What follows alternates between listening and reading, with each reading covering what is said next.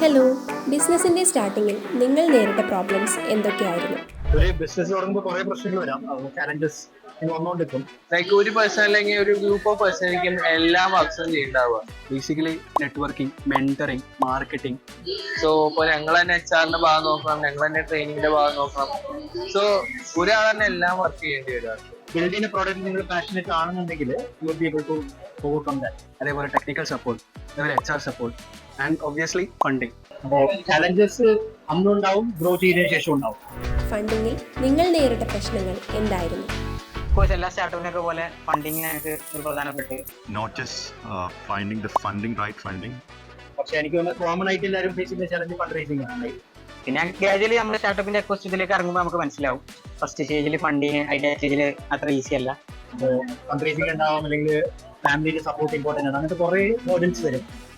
Even to pitch to the customers, pitch to the investors to get the right funding, it was actually slightly difficult for us to make them understand what we're doing. നിങ്ങൾക്കൊരു business തുടങ്ങാൻ ആഗ്രഹമുണ്ടോ? എന്നെ help ചെയ്തത് Kerala startup mission. അവർ കുറെ service funding എല്ലാവരും നല്ലതായിട്ട് help ചെയ്തിട്ടുണ്ട്. നിങ്ങൾ ഇപ്പൊ മലപ്പുറത്താണെങ്കിൽ കേരള സ്റ്റാർട്ടപ്പ് മിഷൻ സിൽക്കുബേറ്റർ നിങ്ങളെ എന്തായാലും ഹെൽപ്പ് ചെയ്യും.